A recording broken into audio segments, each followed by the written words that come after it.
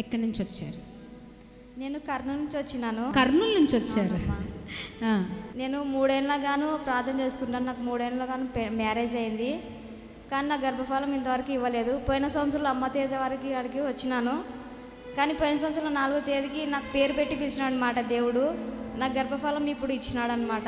ఇప్పుడు 8వ నెల నాకు జరుగుతుంది. లాస్ట్ ఇయర్ జరిగిన ఆరాధనలో దైవ సేవకుల ద్వారా పరిశుద్ధాత్మ దేవుడు పేరు పెట్టి పిలిచి ఉన్నారు. వీరు కర్నూలు నుంచి వచ్చారంట అండి. Prize a lot. చూడండి, మరి నమ్మకంతో వచ్చినాను నేనైతే. ఆమేన్. ఎస్, మీ నమ్మకమే, మీ విశ్వాసమే గొప్ప కార్యాన్ని చేసింది.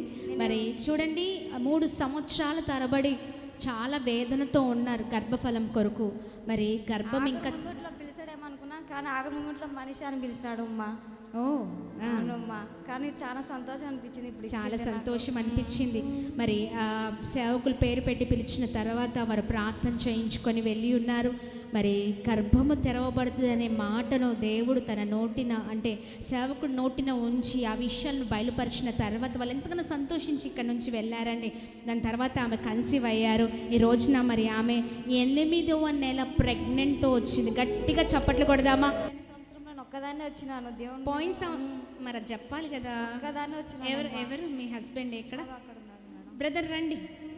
8th మంత్ ప్రెగ్నెంట్తో ఉండి కర్నూలు నుంచి 300 కిలోమీటర్లు ప్రయాణము చేసి వచ్చారండి. ఈ కుటుంబాన్ని ప్రభు దీవించును గాక.